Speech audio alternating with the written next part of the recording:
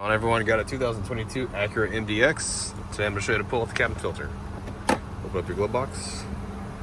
Come over to the glove box. You got these stoppers here that we're going to need to push the glove box in to be able to pull the glove box down.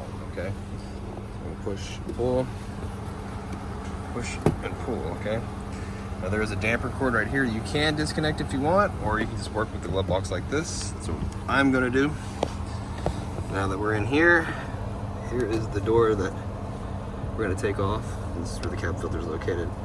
So you have these tabs on the side, so we're going to push in and pull towards us. Okay, to both sides. Push in, pull towards us. And we can remove the door. Notice the air door. The door says airflow and it's pointing down. That's for your filter. A lot of times these filters are labeled which direction they need to be installed in. Okay. Pull this one out. This one's actually a really good one. This is a charcoal filter and it's pretty darn new, so we're not replacing it today. And it is a Honda filter.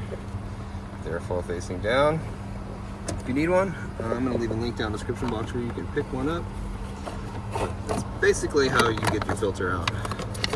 And put the door on. All we got to do is just push it right back to where it needs to go. Line it up. Snap. Okay.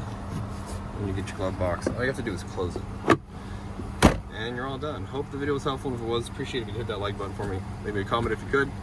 Hope to see you again in another video.